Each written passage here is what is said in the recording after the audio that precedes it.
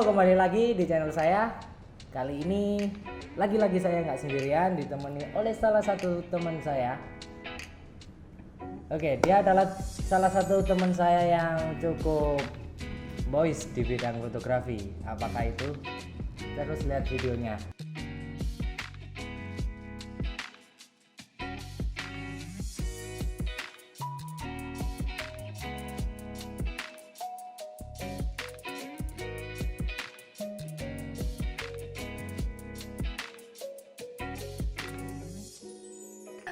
Halo teman-teman, brosis, saya Merlinda dari Linda Pictures. Biasanya dipanggil Mer sih, cuman karena sekarang di dunia newborn banyak dikenalnya Linda, jadi bisa panggil Linda aja.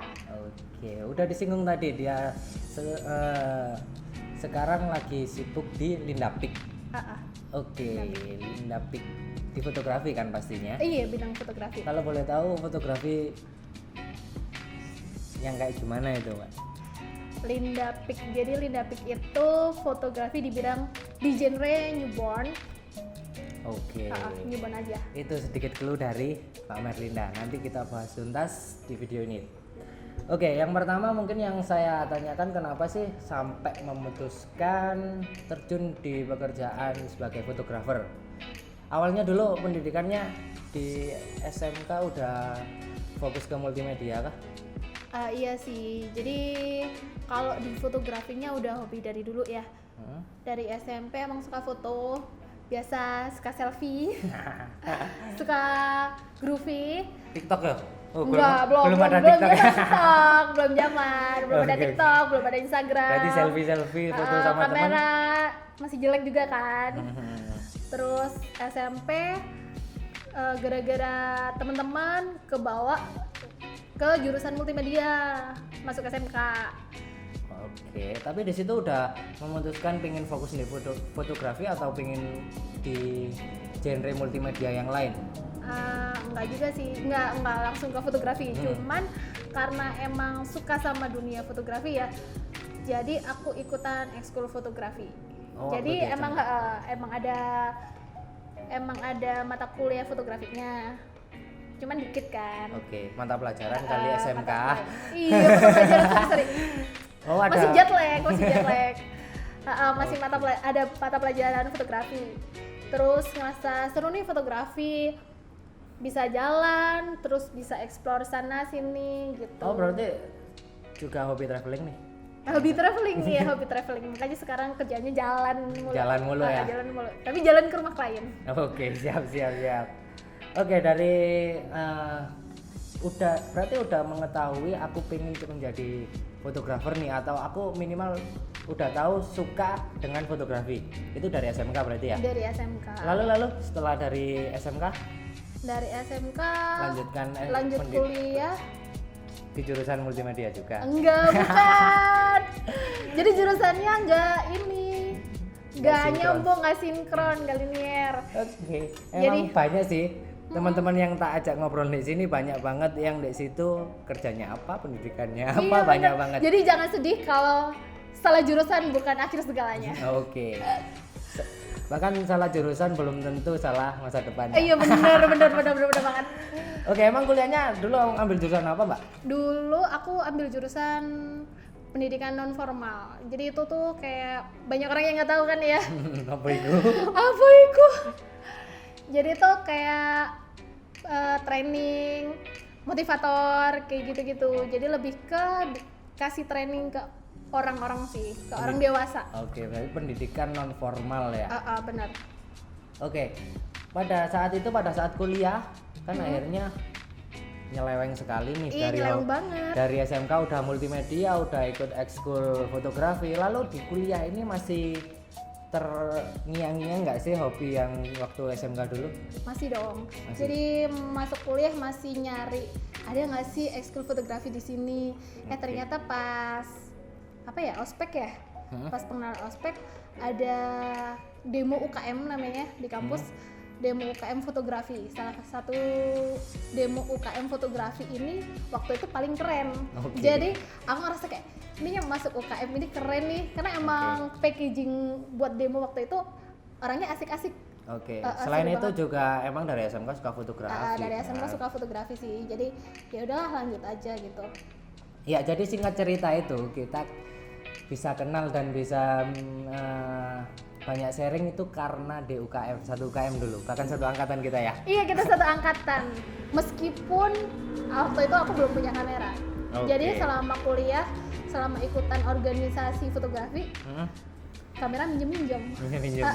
Oke. Dari keikutsertaan selain dari bidang fotografinya, tadi udah disinggung juga nih sama Mbak Mer, karena di UKM fotografi juga banyak travelingnya ya. Benar. Jadi kan asik. Dua hobi yang dijadikan satu akhirnya tertrigger untuk masuk di organisasi tersebut ya. Iya benar. Oke, singkat cerita nih, setelah kuliah selesai, lulus, kenapa kok nggak sesuai dengan, sampai saat ini nggak sesuai dengan jurusan yang diambil? Oke, gimana ceritanya itu? Mungkin kan kisah orang-orang beda-beda nih. Apa dulu pernah coba di bidang tersebut nggak untuk pekerjaan? Pernah dong, pernah. Jadi sebenarnya dulu tuh lulus kuliah pernah nyoba yang harus, dulu mikirnya kayak kerja harus sesuai sama jurusan gitu ya. Jadi aku udah pernah apply ke perusahaan-perusahaan swasta, perusahaan-perusahaan yang butuh trainer. Waktu itu ada aku interview, cuman nggak hoki aja kali ya. Nggak hoki. Mungkin ya emang jalannya udah diatur ke fotografinya mungkin. Aku harus belok-belok dulu gitu.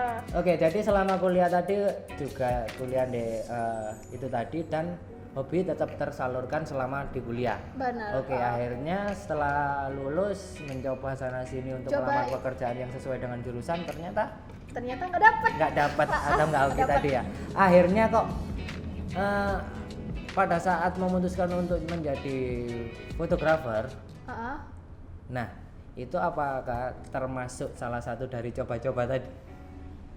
Awalnya iya sih, enggak sih, cuman karena emang fotografi udah suka aja, cuman ya udah jalan aja gitu. Iya sih, aku setuju juga sih kalau emang kita lagi hobi, entah itu halangan apapun ya, kadang kita rela melakukannya kan kayak gitu. Iya benar, jadi nggak yang ya pasti punya lah cita-cita kayak ntar pengen jadi apa, tapi karena itu hobi ya udah go on aja, ya udah jalan gitu, kayak suatu kebutuhan kayak gitulah. Oke, berarti lulus sekitar 2 tahun yang lalu ya, 2017 ya? 2017. Terus pada saat itu setelah lulus itu kan tadi udah disinggung juga mencoba apply ke perusahaan-perusahaan. Nah, dari masa transisi mencari kerja dan sebagainya itu berapa tahun toh akhirnya ke fotografi?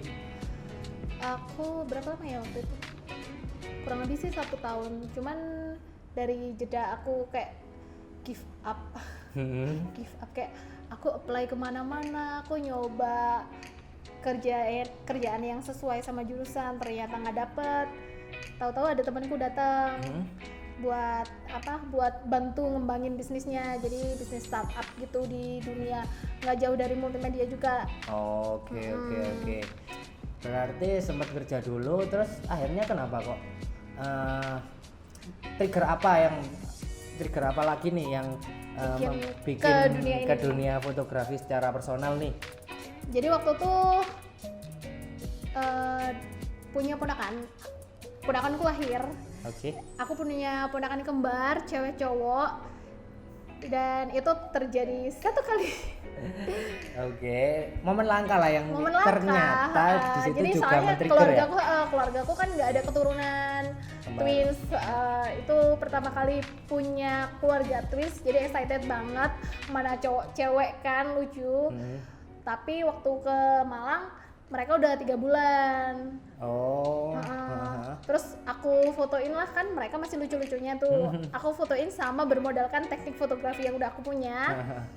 sama alat yang ada seadanya. Jadi waktu itu gitu kamera pinjem sama teman, masih belum punya kamera, jadi waktu properti itu juga seadanya yang ada di situ. Seadanya, jadi karpet bulu-bulu punya teman itu minjem juga. Jadi aku bentang aja di teras rumah, mereka aku bugilin, yang cewek aku kasih bando sama pakai pampers, aku foto udah gitu doang.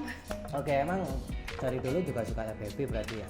Suka baby, jadi mungkin karena ponakanku banyak kali ya. Udah biasaan sama kerucil-kerucil, emang suka sama baby gitu. Jadi akhirnya disinkronkan dengan hobi tadi, akhirnya pengen sinkron. mendokumentasikan ya. Benar-benar lihat mereka tuh kayak stress relief gitu ya. Lucu kan? Oke, berarti kan akhirnya sedikit clue, Linda Pic adalah sebuah brand yang di situ dia menawarkan jasa fotografi untuk baby newborn ya. Oke. Triggernya udah disampaikan tadi, yaitu pengen motret ponakannya. Kenapa kok akhirnya memutuskan hal tersebut untuk menjadi bisnis dari Mbak Merlinda sendiri? Jadi waktu itu sebenarnya juga nggak langsung ke newborn juga. Awalnya masih balita, baby 1 bulan, 3 bulan. Jadi aku kumpulin teman-temanku, bawa babynya ke rumah buat aku fotoin gratis, bikin portofolio. Ya. Tahu-tahu ternyata banyak yang minat. Banyak yang minat. Cuman dulu motivasinya cuman aku pengen fotoin baby di rumah mereka biar mereka nggak ribet ke studio. Itu doang sih. Oke, ternyata akhirnya sekarang lebih dispesifikan nih ya, baby newborn yang dilayani oleh Mbak Merlinda di sini dari umur berapa sampai berapa Mbak? Newborn aja. Newborn? Newborn aja usianya 5 sampai 14 hari doang. Nah, itu kenapa Mbak? Itu karena di usia segitu mereka masih banyak deep sleep. Terus dia kan badannya masih lentur ya, masih kayak di dalam rahim, jadi kayak di pose-pose itu masih bisa ya? dipose. Nggak terlalu rewel lah ya. Benar. Oke, berarti di situ akhirnya Mbak Merlinda secara tidak langsung harus mempelajari teknik-teknik yang harus dimiliki selain teknik fotografi nih. Benar, ya benar banget. Belajarnya dari mana awalnya, Mbak? Awalnya dari YouTube. Oke. Thank you YouTube. Dari YouTube, dari website newborn photographer yang ada di luar sana. Mereka banyak sharing sih sebenarnya di website tuh, kalau kita rajin-rajin buka YouTube. Dan mencari referensi ya. Banyak baca-baca referensi, lihat-lihat referensi. Udah gitu aku follow Instagram newborn photographer. Udah aku follow mereka, aku lihat teknik yang ada di YouTube. Cuman kendalanya waktu itu cari model newborn susah ya, karena kita nggak dipercaya sih. Oh ya. Dan itu masih awam banget waktu itu. Karena emang di usia 5 hari sampai 14 hari, bayangkan cuy. Aku aja pegang nggak mungkin tag. Masih merah. Nah, di situ emang banyak resiko-resiko. Selain kalau kita bicara tentang fotografer, mungkin resikonya cuaca, alat jatuh dan sebagainya. Tapi ini seorang baby yang di situ memiliki resiko yang sangat tinggi sekali kalau kita tidak hati-hati ya enggak. Iya. Nah, dari situ berarti kan butuh ilmu yang sangat spesifik, cara menangin, cara supaya ini enggak salah, cara posenya dan sebagainya. Itu belajarnya selain dari YouTube, apa ada hal lain yang ada. Jadi gara-gara aku follow mereka, ada salah satu dari mereka itu DM. Mau trade newborn juga ya, join ini grup. Akhirnya ikut grup forum newborn. Jadi aku ikut forum newborn photographer di Indonesia. Yang di situ banyak apa? Sharing-sharing gitu Sharing isinya. banyak banget kayak teknik. Ada beberapa dari mereka waktu itu udah ikutan workshop, jadi mereka saling sharing. Oke, jadi banyak banget ilmu dari yang forum kita dapat tersebut dari akhirnya ikut workshop juga ya. Di Jadi, workshop tersebut kan pastinya beda sekali dari workshop fotografi yang lainnya. Iya benar. Oke, di situ yang diutamakan apa tuh di workshop tersebut? Yang diutamakan kalau workshop newborn itu pertama safety. Safety itu benar-benar yang paling penting. Paling penting ya. The important thing. Safety, baru posing, habis posing baru teknik fotografi, yang lainnya ngikut. Iya sih, emang hal yang paling krusial di sini adalah keselamatan si baby tersebut. Iya. Dan di sini pastinya ada tantangan lagi loh. Kalau aku ngomong pasti ada beberapa mami yang di situ nggak mungkin tega melihat babynya digituin, ya nggak, butuh edukasi yang lebih kepada mereka. Bahkan mungkin di awal-awal merintis baby newborn pastinya kan dapat customer sulit sekali, ya nggak? Iya bener banget, waktu itu nggak gampang kan dipercaya orang buat pegang newborn. Ya, buat itu pegang newborn itu mungkin keahlian yang harus dimiliki oleh fotografer newborn ya. Iya benar. Oke, selain tadi itu udah ada safety yang harus Safety, diutamakan. Lalu perhitungan apa lagi? Untuk mungkin aku pernah dengar browsing di dunia fotografi newborn ada jam, nunggu waktu, iya. timing dan sebagainya itu. Itu Benar gimana? banget. Jadi foto sesi newborn bisa dilakukan cuman pagi doang. Why? Makanya kenapa foto newborn itu limit banget karena cuman bisa pagi. Jadi sehari cuman bisa sesi satu baby. Satu baby Marila ya. Heeh. Ih. Kalau boleh tahu berapa jam sampai berapa jam tuh biasanya proses gitu? Sesi foto newborn itu normally ya kalau babynya dalam keadaan deep sleep Hah? lancar 2 sampai 3 jam. Itu berapa konsep? Kurang lebih 3 Tiga konsep ya, tergantung. Memang kalau semakin banyak konsep ya semakin banyak take time. stick time-nya ya. Oke, kalau dari spesifikasi yang membedakan nih dari fotografi yang lainnya tentang teknik fotografi nih kita bicaranya, itu apa tuh? Kan aku pernah denger nih katanya bayi itu sangat sensitif sekali kalau kena flash, katanya itu sangat berbahaya untuk pertumbuhan mata mereka. Itu iya nggak sih? Sebenarnya nggak ngaruh. Nggak ngaruh beneran. Jadi coba browsing sih. Itu kenapa? Salah satu sedikit cerita deh. Jadi Kenapa penelitian kok gitu? ilmiahnya sebenarnya belum ada yang bisa kita percaya karena selama ini kita motret newborn aman aja. Aman aja. Karena memang ada tekniknya. Nah, itu teknik apa tuh? Flash itu aman banget buat baby asalkan take pengambilannya nggak dalam keadaan gelap banget. Jadi Oke. kondisi ruangan agak terang. memang kan pagi juga sih. Aha. Terus kondisi baby ketika difoto juga Keadaan merem. Oke, aku agak dong nih. Situasi agak terang berarti kita bisa mengakali si flash dengan power yang paling kecil. Iya, kita pakai power yang paling kecil. Oh, Kemudian oke. kita pakai diffuser. Diffusernya ada 3 lapis. Beberapa nggak lama. Beberapa ada fotografer newborn yang pakai boncing. Jadi diboncing ke atas nggak langsung nggak langsung ke babynya. ke babynya gitu emang ya. kayak gitu sih tekniknya. Oke. Di sini kan selain teknik fotografinya, penataan lighting dan jumlah lighting tadi kan, akhirnya di situ kan kalau aku lihat nih dari Instagramnya Linda Pic, Iya. sangat lucu-lucu sekali tuh. Yang menunjang salah satunya adalah properti. Iya bener banget. Iya nggak? Itu Yang ditawarkan di Linda Pic ini ada berapa set properti toh sebenarnya? Banyak, udah banyak. udah banyak sih. Katalognya bisa dilihat di Linda Pic. Oke, boleh. Nanti sangat banyak sekali sih Follow emang. ya. Sangat banyak sekali sih emang pilihan-pilihannya dan konsep-konsepnya ya. Itu Ha-ha. biasanya si mami itu untuk pemilihan konsepnya disesuaikan dengan apa? Entah itu hobinya orang tua atau Ada apa-apa. banyak yang menyesuaikan hobi orang tua, profesi, kayak mereka misalkan TNI, dokter, mereka minta konsepnya dokter.